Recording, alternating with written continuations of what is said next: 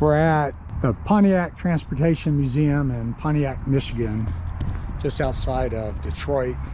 I stopped in Pontiac, Illinois at the Pontiac Oakland Transportation Museum, and one of the owners said that today was their soft opening at this location, so we wanted to come check it out. I can't wait to see the new digs.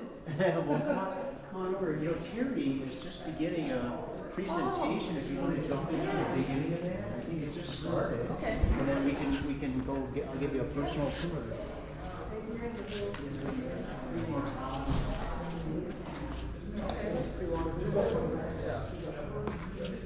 48 years.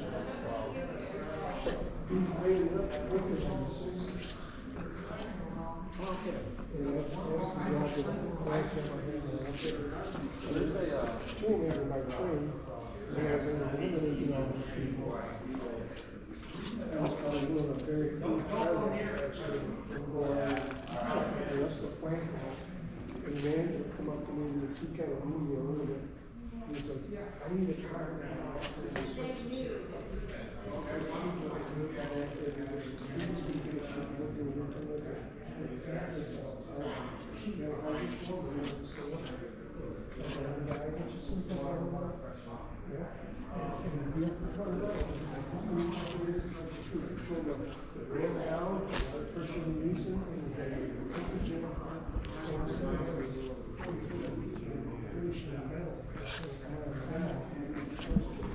Here's a concept car, Pontiac Sunfire.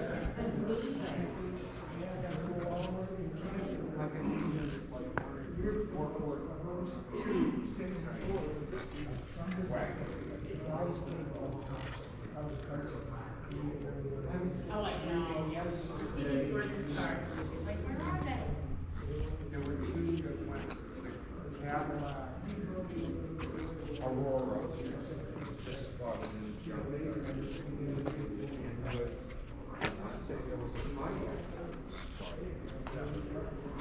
This one just came out yesterday. This is not new first. No, that's the original.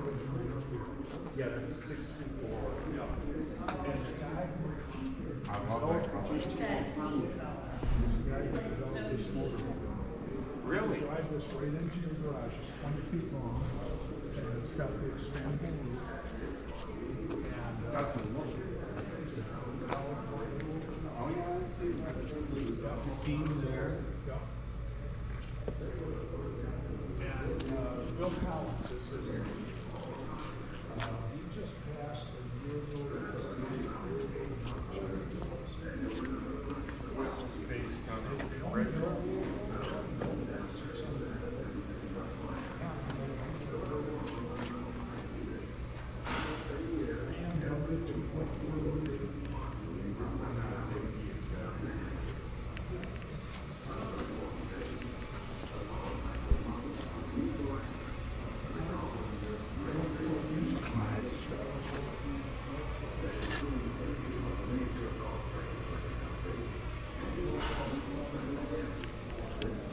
$1935 Pontiac Silver Street.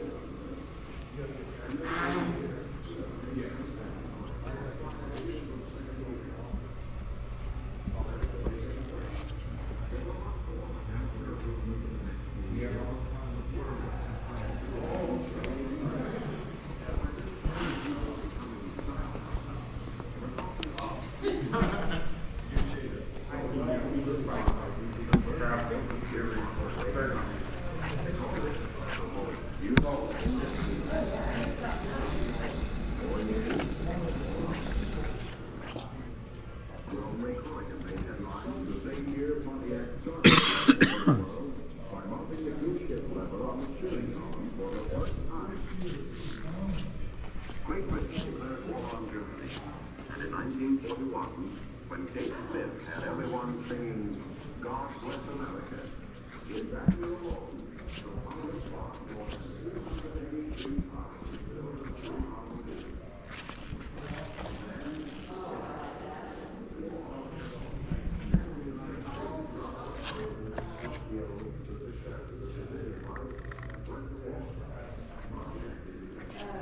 So this is all just part of the phase 1 opening.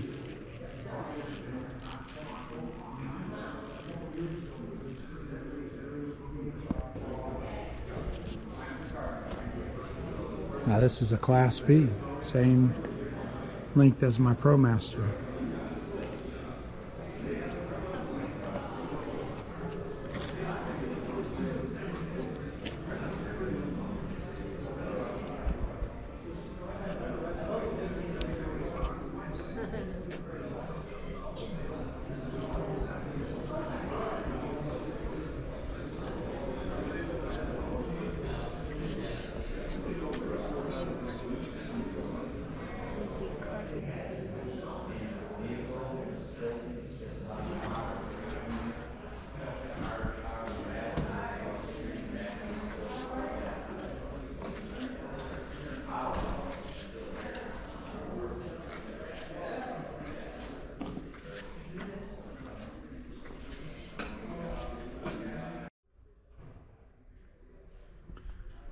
We're getting a behind the scenes tour.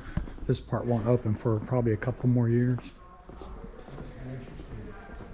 There's a large Pontiac 8, 1942.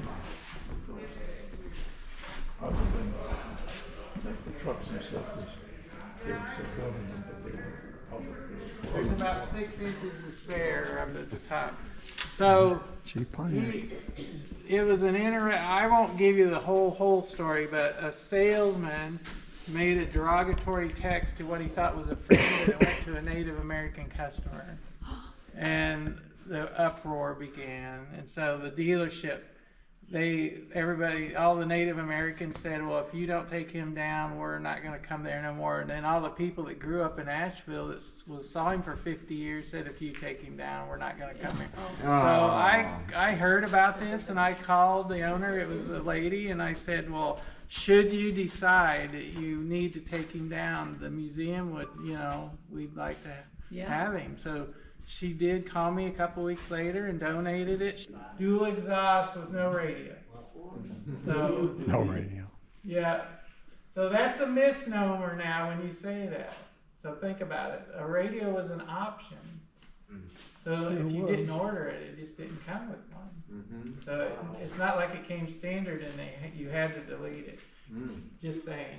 But anyway, this is, except for the nose, this is the original paint and just the way it comes the day. I got day one pictures of it. But a 4-door 4-speed is very rare. So, and then that's a Can-Am. Again, all of those were made at the Pontiac home plant.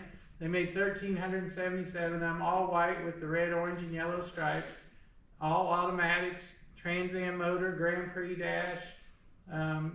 Anyway, all these cars are just now, to me, kind of starting to take off a little bit. To me, they've been undervalued for a long time.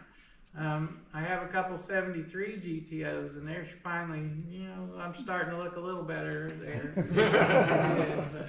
Florida, that museum, Mark, is going to become a baseball field. And they wanted him out of there for about a year. It's the school's property. For how many years, I don't know. It opened in 1953.